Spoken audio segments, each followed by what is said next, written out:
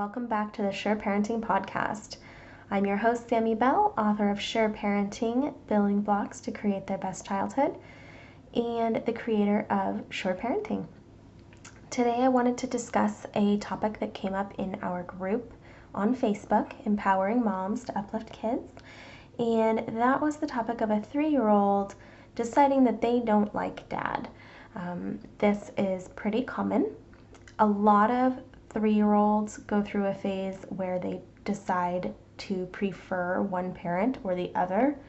I would say it's more common for them to prefer mom, but it absolutely can go the other way too. And this often happens because 3-year-olds develop a belief that they can only love one person, that love is finite. And so they decide, I love mom. And in their black and white thinking, that means they can't love dad. So they hate dad, they don't like dad, no daddy, go away daddy, I don't want to be around you, all of these things. And what they're doing is they're attempting to protect their relationship with their mom. And they don't yet have the knowledge or the nuance to understand that they're hurting dad's feelings. That's something to remember. They don't develop empathy for quite a while. And they really aren't able to feel, to even think about what another person is thinking about. So what I mean by that is the ability to comprehend that I have some thoughts in my head, but other people have different thoughts in their head. That doesn't really come online until they're 5. So when a 3-year-old thinks, I'm hungry, they just assume you already know that because they thought it, and therefore everybody must be thinking it. There isn't a full separation yet. So because of that, they can't comprehend how it might hurt somebody's feelings for them to reject them. It's just not something they're able to understand. Even if you were to tell a 3-year-old, well, that hurts my feelings, they don't understand that concept. You definitely wouldn't want to fake cry or try to use your emotions to force them to act differently. That's really just manipulation, and it doesn't do what you think it's going to do. It doesn't make them feel bad and then choose to change to protect your feelings, because they can't. They can't feel bad because they can't comprehend what you're even talking about. So instead of that, one, don't take it personally. Understand that this is part of their development, that they're attempting to protect their relationship with their favored parent. All they're really saying in that moment is, I love mom, which duh, of course they do. Like, we know that. That doesn't offend you. So translate it in your mind. All they're saying is, I love mom. Their words are, I don't like daddy. But they're not really saying that. Really, all they're saying is, I love mom. And that you can support and you can totally get behind. You might say something like, hey buddy, I love mommy too. She's the greatest, isn't she? I love when mommy, cooks us dinner, or when mommy plays a game or whatever, and bond on that level, how much you both love mommy. Now, some kids are going to then get territorial. No, I love mommy. If you have a playful kiddo who can take that into game mode, and you can, no, I love her, no, I love her, and turn it into a game where you're laughing and playing, by all means do that. Play is one of the best things that we can do with our kids to bridge any gap. If your kiddo, if this is really important and really serious to them, and that's just going to upset them, don't go there. It's not necessary. It's just going to add to the tension the two of you are already feeling. So, connect where you can. And then what's interesting about these situations is a lot of times if the preferred parent leaves, say they go to work or they go on an outing of some sort, when they're out of the house, the kiddo's totally fine. They have no problem playing with dad and doing stuff with dad, and it's like this whole scenario never existed. And that's because kids live in the moment. In the moment when they are telling you, no, I don't like you, I like mommy, they feel a threat. For whatever developmental reason, They feel, I need to protect my relationship with mommy right now. And so they act. But you are actually a threat to them. They're not afraid of you. They don't actually dislike you. So when the need to protect the relationship with mom isn't there, they're totally cool with you. They'll play with you and hang out with you and do fun things with you, and there's no issues whatsoever. So I do encourage those interactions to maintain some of those along the way.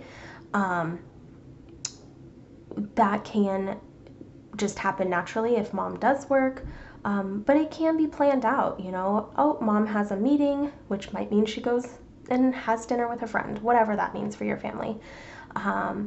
And be prepared for an initial, I would say meltdown, but doesn't necessarily always look like a meltdown. Sometimes it's anger, sometimes it's crying, sometimes it's just resistance in general. That's okay.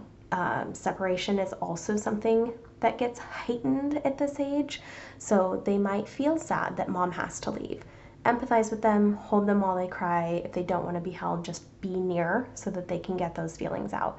Crying is not inherently a bad thing. They can express how they're feeling, you can understand how they're feeling, and they can work through that feeling in the safety of your calmness and presence. And as they return to normal, then you guys can do something fun together. So set up those times where you can have alone time and bond and play together and have fun together. And allow them to express their preference in a more appropriate way. So maybe, they're screaming at you, no, don't touch me, I don't want you to brush my teeth, only mommy can brush my teeth, you're a bad guy, blah, blah, blah, and they're like, really amped up. You can translate that for them and say, oh, I hear you. You really want mommy right now. You can say, hey, daddy, can mom brush my teeth tonight? And give them the words to get what they want in a calm, polite kind of way. So then as they are able to practice that, it's not as triggering for you. It's not as rude. Even though they don't mean to be rude, it sure feels rude. And they're able to practice that skill, and they're able to see that they don't have to amp it up so high to still get what they need, which is that connection from mom. So they say it the kinder way, mom comes and brushes teeth. Now, is that always an option? I'm sure it's not. Most of you have more than one kid, and sometimes parents are pulled in two different directions. Sometimes mom can't be there. Sometimes mom's nursing the baby and dad just has to do bedtime. Again, in those instances, you're probably going to have some sort of reaction, and don't be afraid of those reactions. You are their strong, solid leader.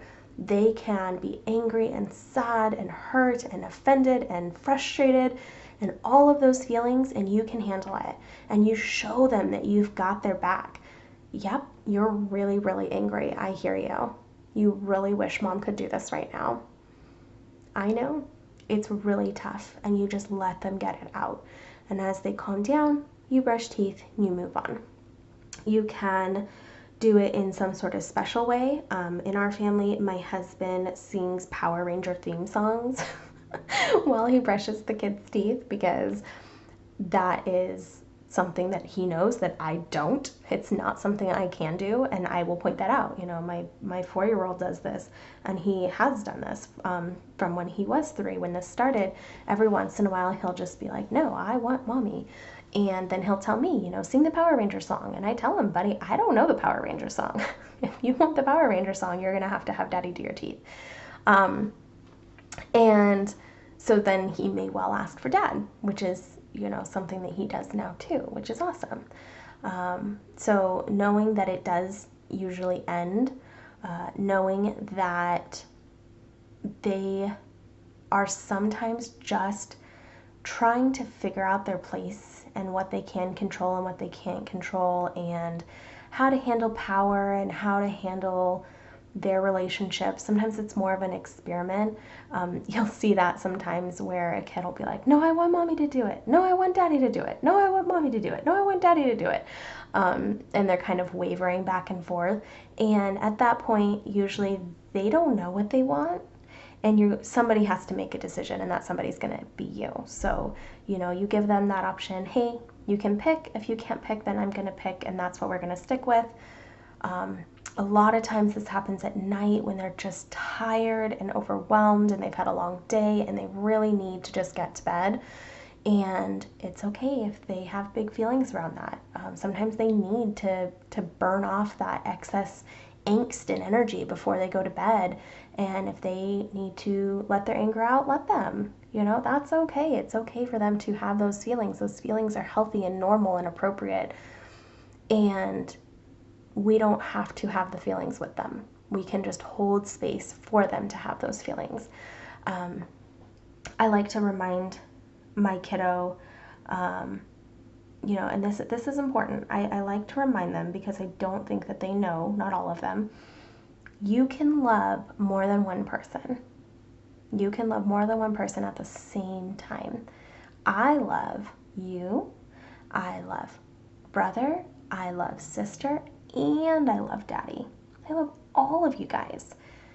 You can love more than one person at the same time. So you can love mom and you can love dad too.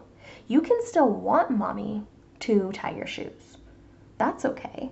That's fine. You can still love daddy and want mommy to tie your shoes. So I don't tell them they don't feel how they feel, but I just point out that they can have room for both of those feelings. And I feel that teaching them that and letting them know that they can have both is a huge step in the right direction. And then pointing out any nice thing that I can about the parent who is being, essentially rejected. Whenever dad makes breakfast, oh, you have such a great dad. It's so cool that he makes you pancakes and bacon in the morning. Look at you. You get to play Power Rangers with daddy. Aren't you happy that daddy knows so much about Power Rangers, he can play these games with you? Whatever it is. It doesn't have to be big stuff, but I want to make sure that they're experiencing the positive emotions around this parent too. It's normal, but it's still hard, and it can hurt our feelings. A lot of dads, they'll tell me, what did I do wrong? And nothing is most often the answer. Now, yes, if there has been a time where there's been any kind of violence or anything like that, that can absolutely trigger this whole cascade of events where a kid wants to reject that parent. And also, it can be the opposite. I've seen parents who were in no way gentle, very punitive, very into corporal punishment, and then their kids, in an effort to attempt to regain favor, they tried to kind of go the opposite direction. Instead of rejecting their parents, they felt rejected, so then they wanted to cling to their parent. And it's sad because it's done out of a panic, a feeling of my dad doesn't love me. And that's, of course, never what we want. We want our kids to be securely attached to us. What is cool about this situation that I'm talking about is that these kids feel securely attached. They feel so secure with your relationship with them that they can tell you to go away, and they know that you're not going that far. They know that you'll come back. They know that you love them even when they are at their worst, when they have the biggest emotions and they're the hardest to handle. They know you still love them anyway. That is secure attachment, and that's our goal. So even though this kind of sucks, I hear ya.